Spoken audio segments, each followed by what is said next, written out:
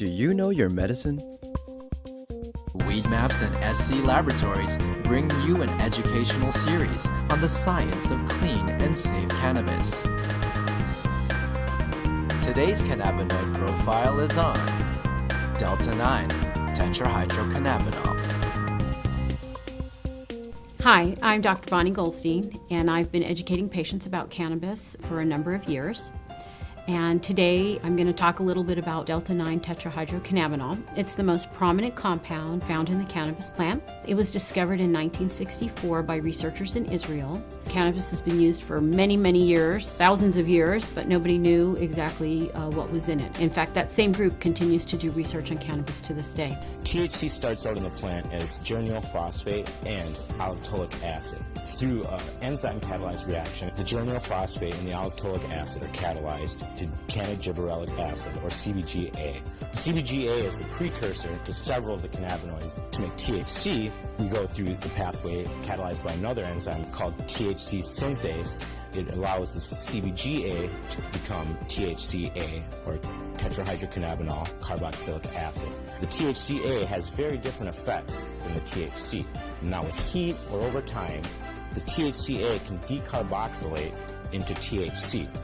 This carboxylic acid renders this compound virtually non-psychoactive. And what's interesting about THC, or Delta-9 THC, is that it has so many different effects on humans. And in about the 1990s or so, it was found that humans have cannabinoid receptors, and there have been two identified, CB1 and CB2. And THC binds to these receptors, causing a change in the function of the cell where it's binding. So what are some of the effects or changes that we see with THC? THC is well known to turn off nausea. It turns off the vomiting.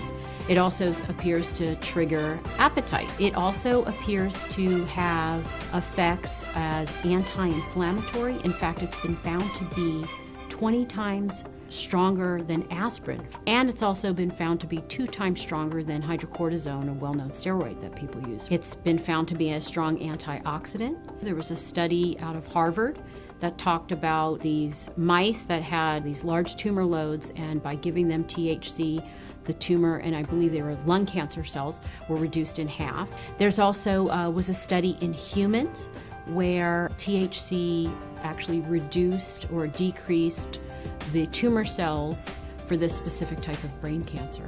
THC has been found to be helpful for patients with PTSD, post-traumatic stress disorder. And there are a number of current studies going on right now looking specifically at using THC to treat PTSD. THC has also been found to help patients with Tourette's syndrome. And Tourette's is very difficult to treat overall because the medications that can help often have very significant side effects, especially in young people. And so THC was studied, and they found that the patients had overall less tics and less urges. SC Labs tests for THC using an HPLC, also known as a high-performance liquid chromatograph. There's basically 2 methods out there to test for THC in cannabis. Some people use an HPLC, other people use a GC. The problem with the GC, or gas chromatograph, is that the process actually heats the cannabis up and measures it based on the boiling point of the different constituents in the resin. Picture trying to weigh a piece of paper by setting it on fire and placing it on a scale. The problem with that is you're going to lose some of your sensitivity because the paper is changing as you're actually trying to measure it. So that's why we choose to use HPLC to test for THC and all the other cannabinoids. No one has ever overdosed on THC, and the reason being is that you do not have these receptors, the CB1 and CB2 receptors, located anywhere in the brainstem. The brainstem controls breathing and heart rate. If the THC doesn't bind in that area, it cannot change or turn off, similar to things like opioids. And so we do not see that with THC. Usually a, quote, overdose of THC causes a patient to have excessive anxiety. They have a sense of what's called perceived harm. They think something bad's going to happen to them. They're really in no medical danger.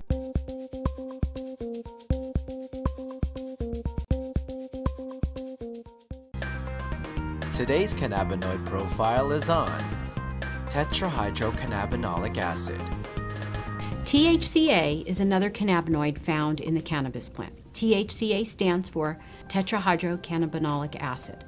Cannabis actually produces carboxylic acids as opposed to the non-acidic forms like THC. So when you hear of THC in plants, there's actually very little THC in plants. It's mostly THCA. THCA is actually not psychoactive. With heat or with time, the THCA will convert into THC, and that's what's psychoactive. So when we smoke cannabis, we're smoking THCA, but the heat is actually turning that THCA into THC, and that's what's giving people the psychoactive effects that we come to expect from cannabis. THCA has been found to have its own medicinal properties in that it's anti-inflammatory and it appears to modulate the immune system, meaning it can suppress it or enhance it. What's interesting about THCA is that it can be measured by medical cannabis testing, and it does allow for a patient to know the total amount of THC that's in the plant. So usually when one gets their medical testing results on a certain plant, the THCA will be expressed in percentage.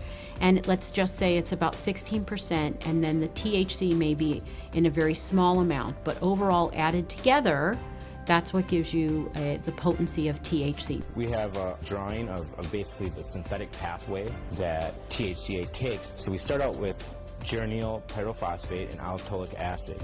They combine to form what's called cannabigerolic acid, another acidic cannabinoid, and the cannabigerolic acid, or CBGA, basically folds in upon itself and form rings, which gives us the final structure using the THCA synthase enzyme to form THCA. And THCA we have down here is very similar to THC. The only difference is this carboxylic acid group that's attached to the THCA. So when heat occurs or over time, that carboxylic acid will release as CO2, and we'll be just left with THC. Now, interestingly, when one tests medical cannabis in a lab, there are different methods, and the method that many labs use is called gas chromatography. Now, unfortunately, gas chromatography requires heating up of the plant, so what happens is the THCA actually gets decarboxylated in the lab. And that's why we use HPLC, because we feel that the acidic cannabinoids play a very important role, and knowing the ratio between the THCA and THC is important for judging the quality of the cannabis as well as the effects the cannabis is going to have on the patient. So it's very important. And with other products such as edibles or non-inhaled products, it's much more important because, as I said, THCA has very different properties physiologically as well as psychologically than the THC. It's very important to know those numbers in the non-inhaled products. So you actually have a very accurate measurement of the THC that's in the plant. There's nearly enough study that's gone into THCA or some of these other acidic cannabinoids. The studies that have been done show very great promise in the possibilities of these acidic cannabinoids and different administration routes and stuff like that. So hopefully with the work we're doing here at SC Labs, bringing awareness of these compounds and showing people what compounds are actually in their medicine, will bring about that awareness, and we'll be able to inspire people to pick up the torch and carry it further and get this research done and start finding out exactly what benefits these compounds can have. But there needs to be a lot more research.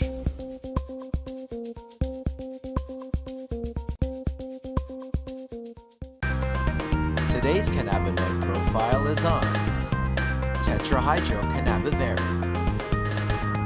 THCV, or Tetrahydrocannabivarin, is another cannabinoid found in the cannabis plant, and it appears to have an interesting reaction with the CB1 receptor. At low doses, it blocks the receptor, and at higher doses, it binds to the receptor. And what they found in lab studies with mice is that when it blocks, it causes weight loss and decreased body fat and increased energy expenditure in these mice. So it appears to have the opposite effect of THC at these low doses. It's very similar to THC, except for a few minor chemical constituents, but it actually starts from a whole different process than the tetrahydrocannabinol that we're used to, or THC that we're used to. Most of the cannabinoids that we've all heard of, THC, CBD, CBC, start from a combination of geranyl pyrophosphate and allopulic acid, whereas THCV we're studying with divarenolic acid. And the only difference really is the divarenolic acid has 2 less carbons than the allotolic acid. So it's different in that sense that one of the 2 starting materials is slightly different. THCV is found in a lot of African land-raised plants. Some of them have fairly high amounts of THCV. It's also psychoactive, similar to THC. The effects are described slightly different, as more of a psychedelic high. The 2 compounds combine through an enzymatic process to form Cannabigerol acid, or CBGVA. CBGVA synthesizes to THCVA through an enzymatic process using the THCVA synthase enzyme. So THCVA is very similar to THCV, except for it has this carboxylic acid group attached to it. And now with heat or over time, this carboxylic acid will release from the molecule, and then you'll have THCV. As I said, it's very similar to THC. If you did this, you would have THC. THCV has also been found to be, again, in lab studies with mice, to have some anticonvulsant properties in that it appears to lower the seizure threshold for these mice. There's not very many studies on THCV, and I do know that it's being studied in many labs right now. Certainly it holds some medicinal benefits, and it would be great to have more studies so that we could really know what its properties are. We feel the minor cannabinoids are very important to patients, and we're looking to get patients as much information as possible so they can make the most informed decisions possible. So they will be coming very soon from SC Labs.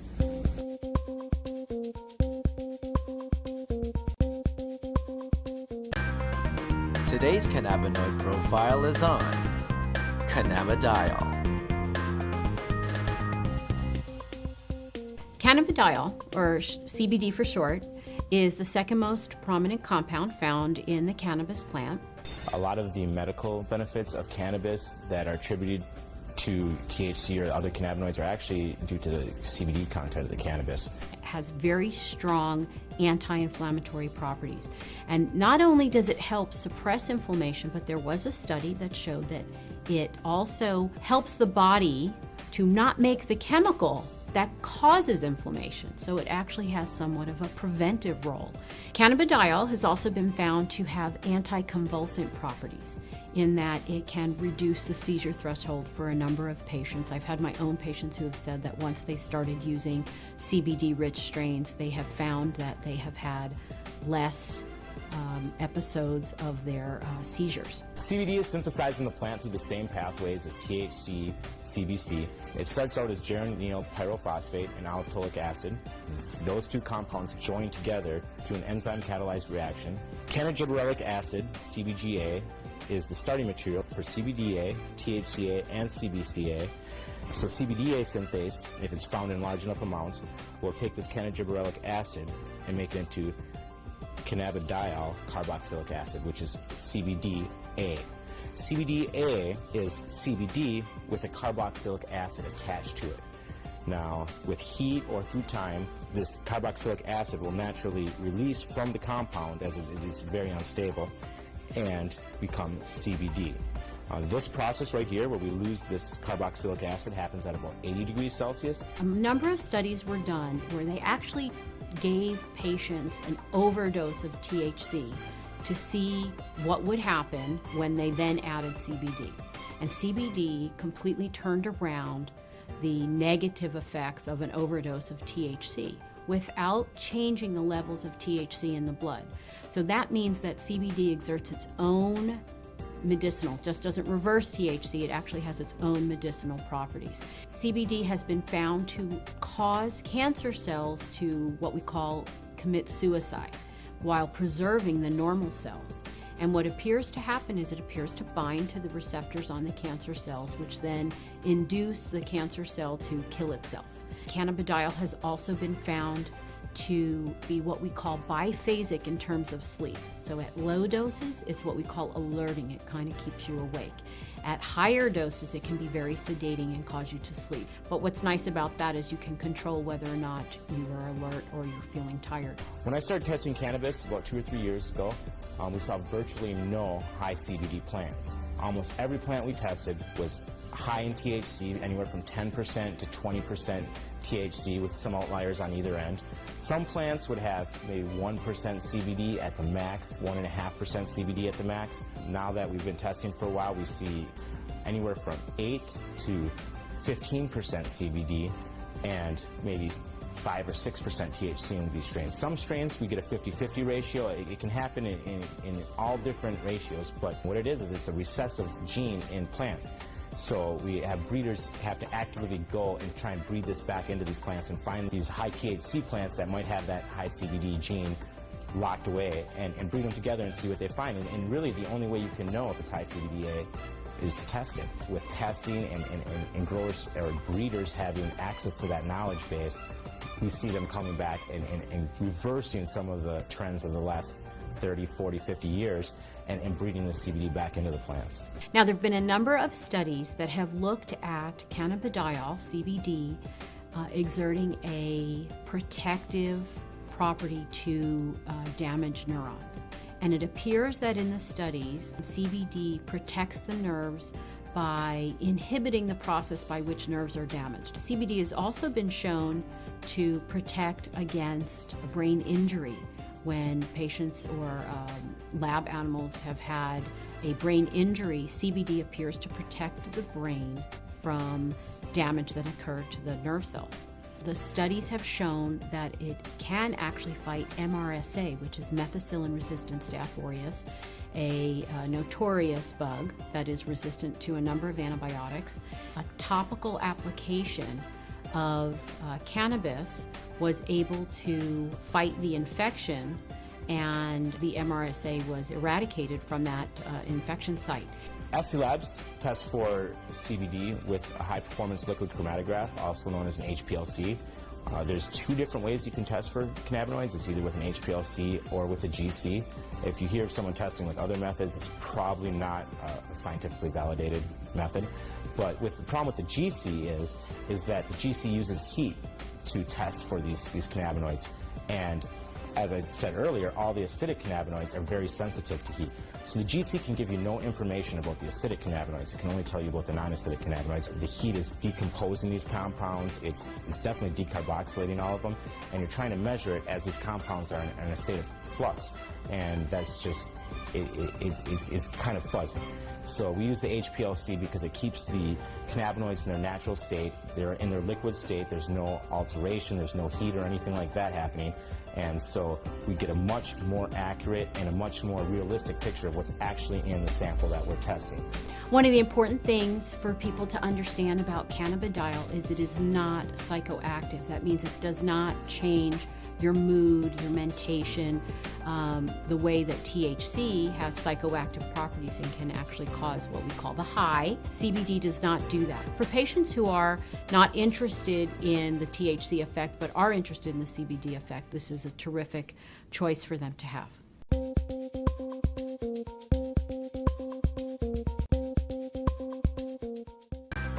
In today's episode, Dr. Bonnie Goldstein visits SC Laboratories to take a closer look at CBD.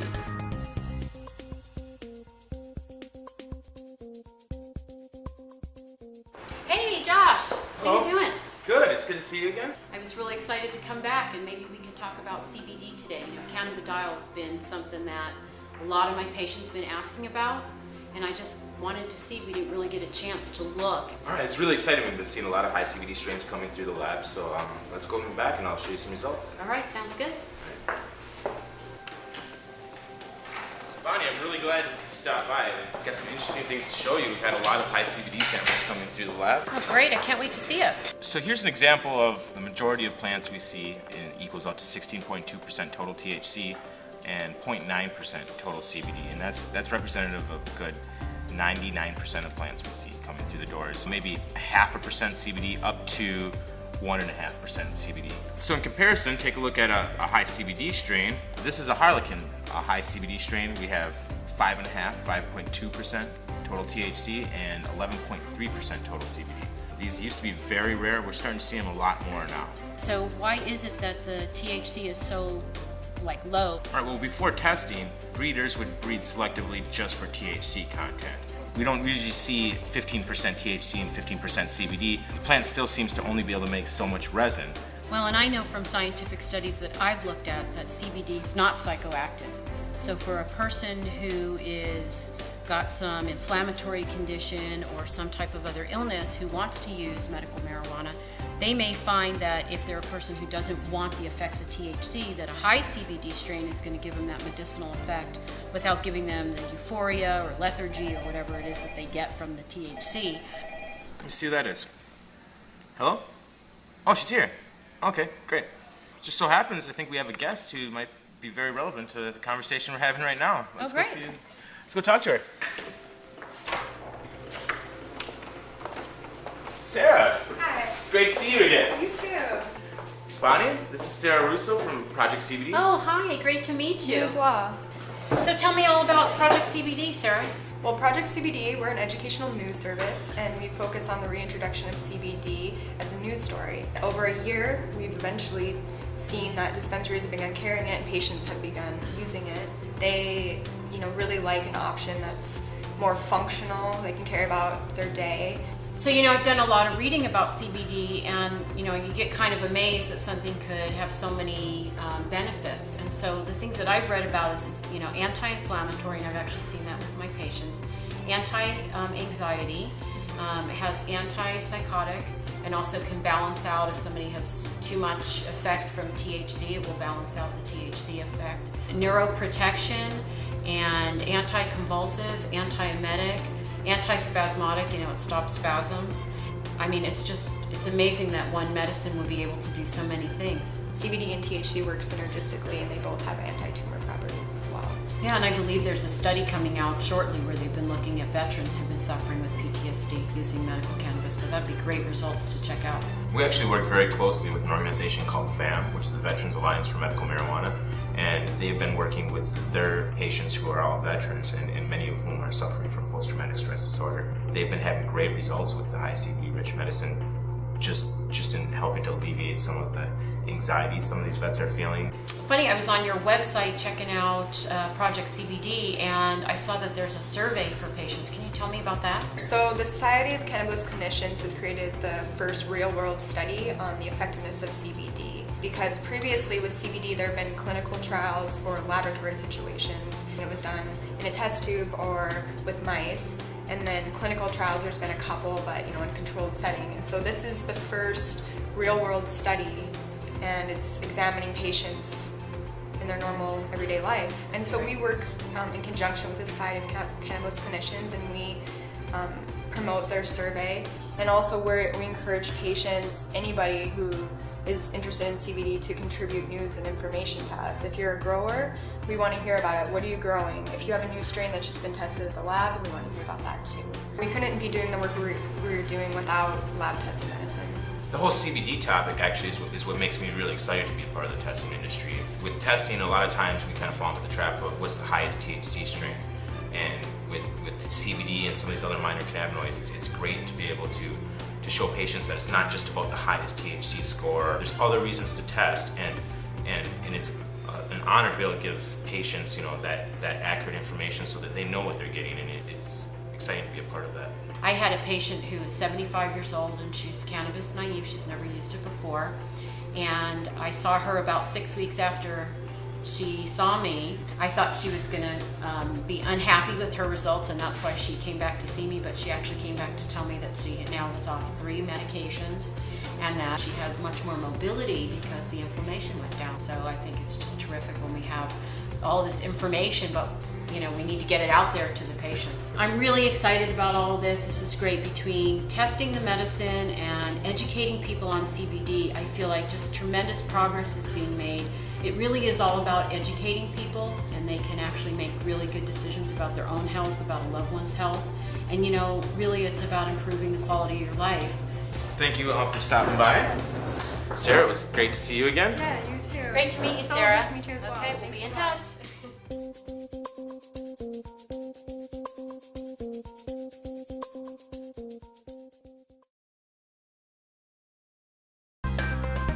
Today's cannabinoid profile is on Cannabinol.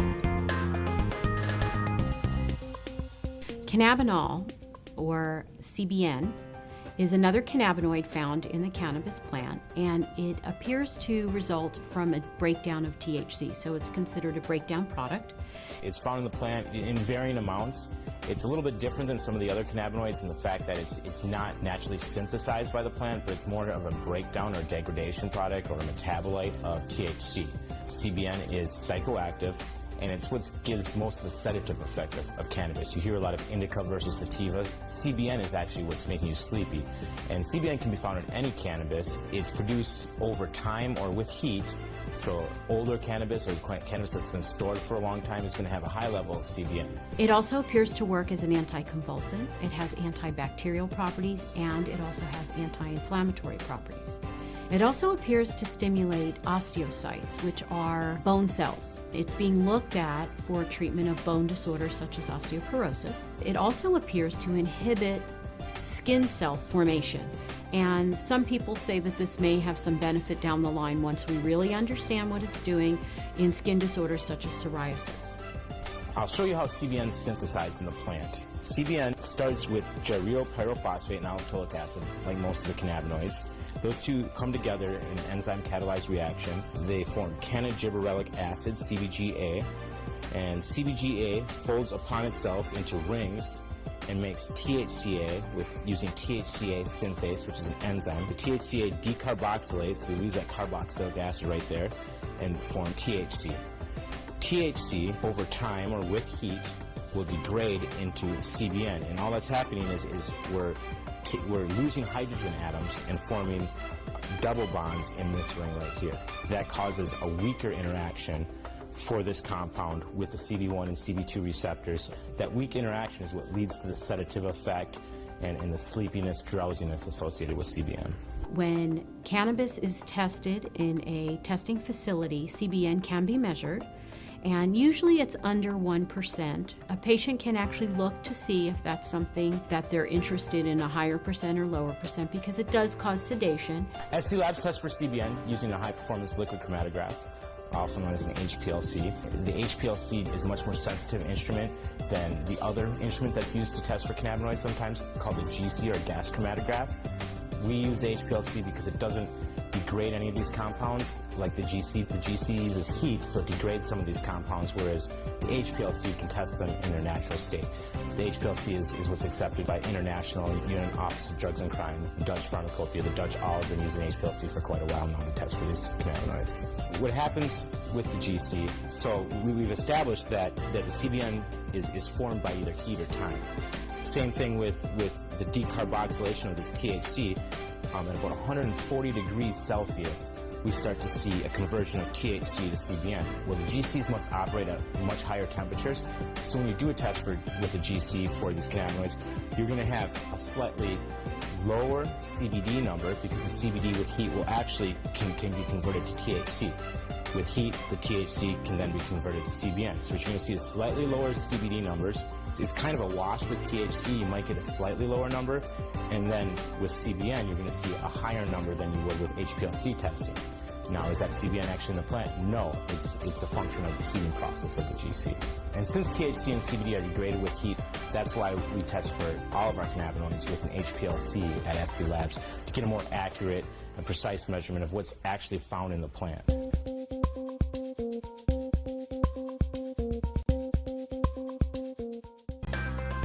Today's cannabinoid profile is on Cannabigerol. Cannabigerol, or CBG, is a cannabinoid that's found in the cannabis plant that is actually what we call the precursor to THC and CBD.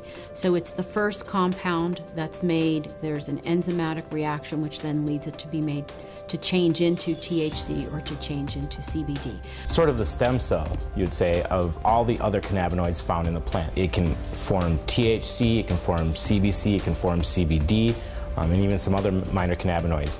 It's never really found in very high amounts in plants because as soon as it's created, it's sent along a chemical pathway to form another one of these cannabinoids.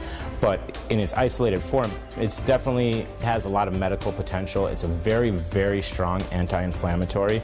It inhibits GABA uptake, and so GABA is a neurotransmitter in your brain, and when GABA is inhibited, you actually have muscle relaxation and you have anti-anxiety effects. So it appears to promote similar effects that CBD has.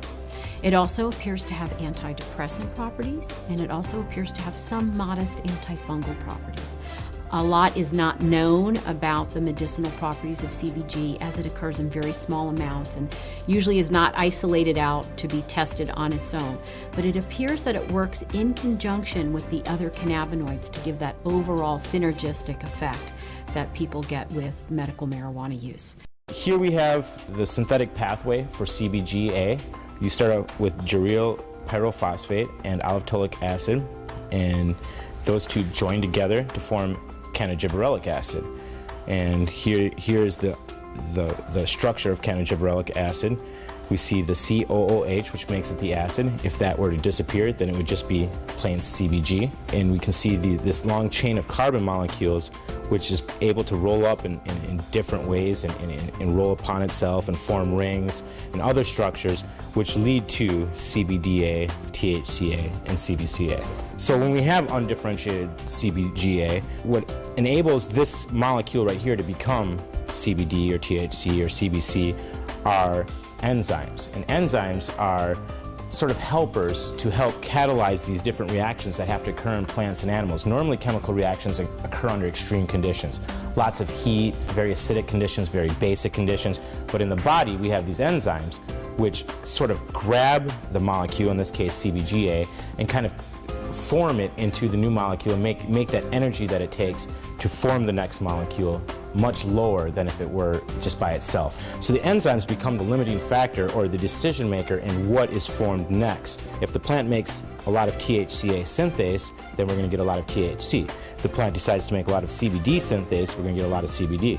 So the way we can play around with the different levels of cannabinoids is by altering the amounts of these different enzymes in the plant.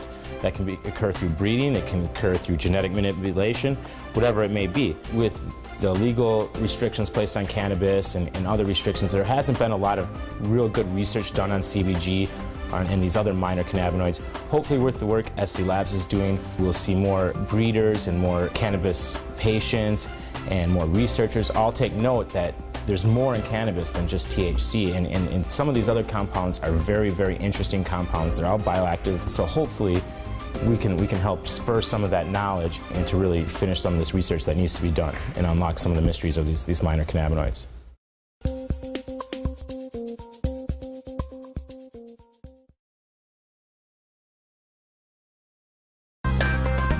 Today's cannabinoid profile is on Cannabichromene.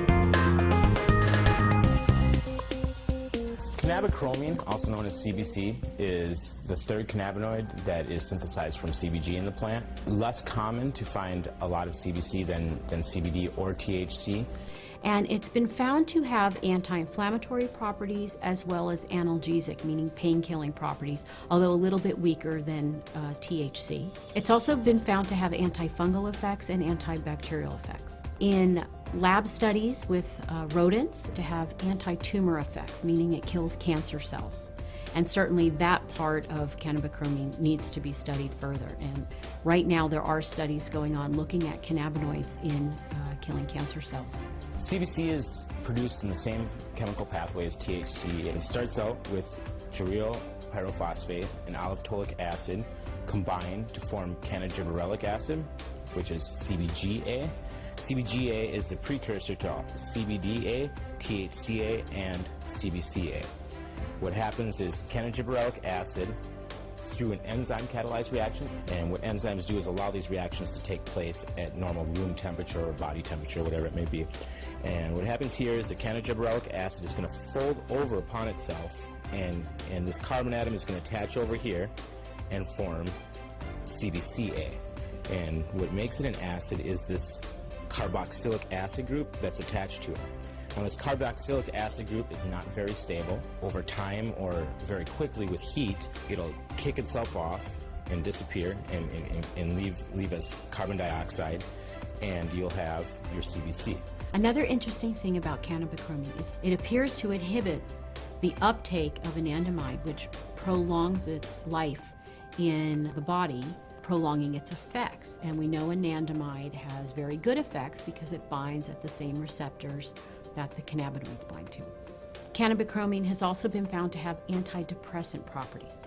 Here we have a three-dimensional representation of CBC. We have the two rings. The black balls represent carbon atoms. The red balls represent oxygen atoms, and the white balls are hydrogens that are attached to each. The structure is quite a bit different, as I said, than THC or CBD. We don't have that folding in, and the ring structure is much different. But it's the same amount of carbon and hydrogen and oxygen atoms. It's just rearranged differently. Bonds are placed in different areas. Patients normally don't use CBC to determine their medication. They're really looking more at THC, CBD, and CBN. But we do know that this cannabinoid has many benefits and certainly warrants much more study.